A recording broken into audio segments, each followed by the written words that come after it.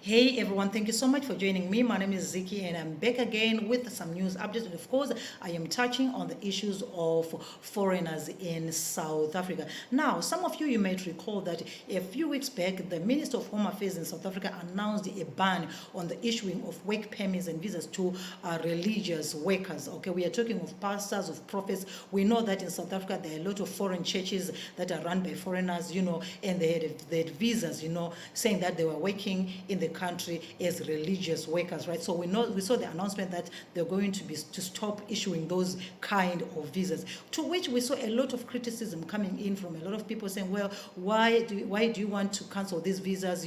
This is a special category of people who are there to serve the people. So why do you want to cancel it? And also we saw that some saying, well, why are you putting all these religious workers in one bracket? They are different religious workers. Some are owners of churches, some are just employed pastors, a lot of things that happen there. But along the way, I've seen a lot of articles, I've seen a lot of issues coming out where they're saying, well, some of these religious leaders are in South Africa as a guise, but to do criminal activities in the country. We have seen, they were giving reference to Prophet Chiphat Bushiri, even though he's no longer in South Africa, but the reference was made in issues of money laundering and, doing all these kind of businesses. We also know of the issues of the J. Israel confessing to some of these things that are worrying the government of South Africa, that of course they are doing illicit activities in South Africa, faking prophecies, exploitation of congregants, exploitation of South Africans, human trafficking and a lot. We also know the story of this pastor Omotoso from Nigeria,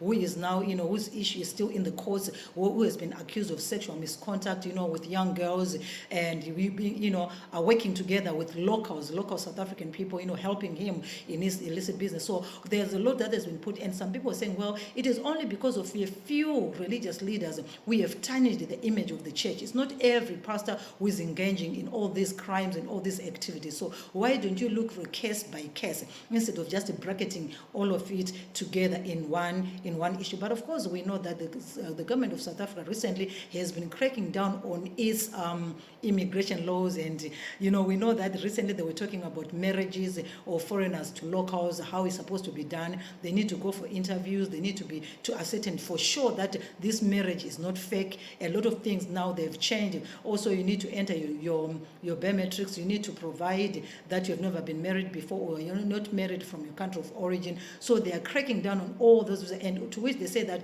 quite more than hundreds of those marriage visas have been cancelled after they discovered that they were not even true marriages. Okay, they were just marriages for visas. So South Africa has been cracking down on all those or on all those kind of permits and visas that were being issued before this whole thing started, right? So when it comes to the issues of pastors, it's a really complicated issue, because a lot of people, locals, they believe in these men of God. They believe that they're supposed to be there. They are there to help them spiritually, okay? But again, the government say, well, you are not seeing what these people are doing behind the scene. They are just using the pulpit to do all their drug dealing, to do, human trafficking and a lot of things. Let me know what you think, guys, about this. Do you think that the South African government should ban completely the issuing of permits to religious workers, or they should at least look at some people who are really genuine, okay, who are really genuine? But again, looking at people like J. Israel, who came out, saying this pastor is fake, this pastor is fake, this one is fake, this one is this one is this.